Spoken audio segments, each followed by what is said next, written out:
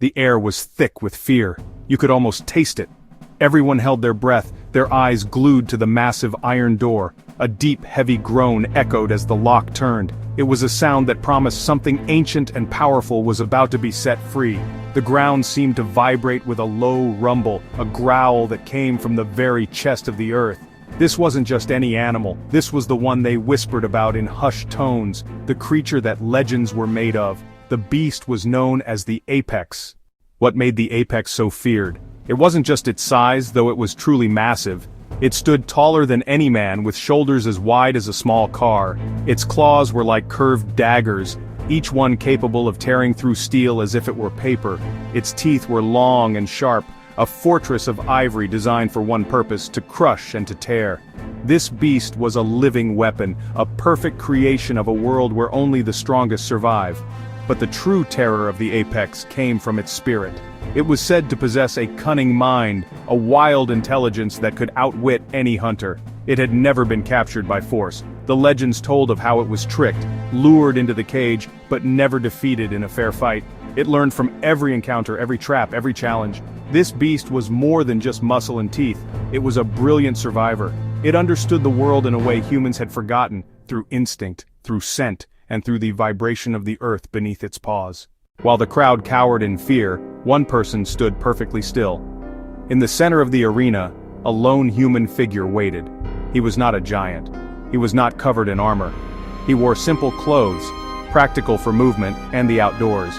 He had no weapon, no shield, no whip or chain. To the onlookers, he looked completely defenseless, a tiny, fragile thing in the path of an unstoppable force. Whispers rippled through the stands. Was this a sacrifice? Had he gone mad? Why would anyone stand so calmly before certain doom? The man's name was Kale, and his face showed no fear. His eyes, clear and steady, were fixed on the beast. He watched it emerge, taking in its size, its power, and the fierce fire in its eyes. But where others saw a monster, Kale saw something else. He saw a magnificent creature, a powerful spirit that had been caged and misunderstood. As the Apex took a heavy step forward, its claws scraping against the stone floor, a strange sound filled the arena. It wasn't a scream of terror or a cry for help. It was laughter, soft at first, then growing into a warm, genuine chuckle. The sound came from Kale. He was looking at the magnificent beast, this symbol of ultimate power and fear, and he was laughing. The crowd fell into a stunned silence. Laughter? In the face of this creature, it was the most insane, most unbelievable thing anyone had ever witnessed. The laughter was not mocking or arrogant. It was a sound of pure, simple delight. It was the kind of laugh you hear when you see something truly amazing, like a beautiful sunset or a soaring eagle. The apex beast froze mid-stride. It had heard many sounds from humans, screams of pain, shouts of anger, whispers of fear, but it had never heard this.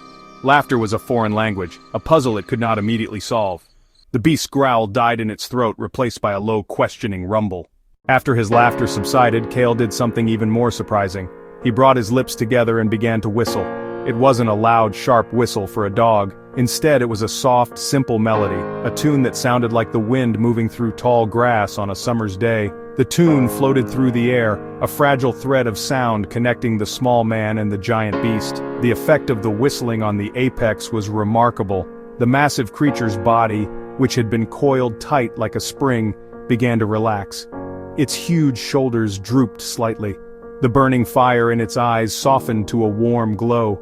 It lowered its head, its great ears turning this way and that, catching the melody. The tune seemed to soothe the wild spirit within it.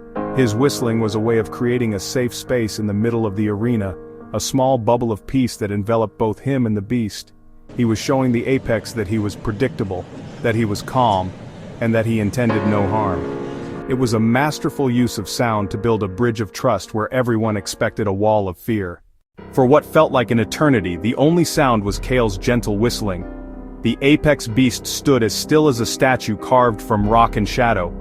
It watched, it listened, and it processed. Then, slowly, deliberately, it took a step forward. The beast took another step, and then another, its massive paws making almost no sound on the stone floor. When it was just a few feet away from Kale, the beast stopped.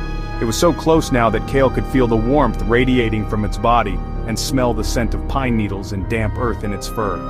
The apex lowered its enormous head until its glowing eyes were level with Kale's. They stared at each other, man and beast, in the silent center of the arena. Then, the apex did something that no one, not even Kale, could have predicted. It let out a soft sound. It wasn't a growl or a roar. It was a low, resonant hum, a deep vibration that seemed to come from the very core of its being. The hum rose and fell in pitch, almost seeming to follow the melody that Kale had been whistling. It was the beast's reply. It was its own song, its own way of saying, "I hear you, I see you, I understand." It was a moment of communication so pure and profound that it brought tears to the eyes of those watching. This incredible encounter shows us something important. It teaches us that strength is not always about being the biggest or the most powerful. Kale had none of those things. He was small and unarmed. By all normal measures, he was the weaker one in the arena. Yet in that moment, he was the one in control of the situation.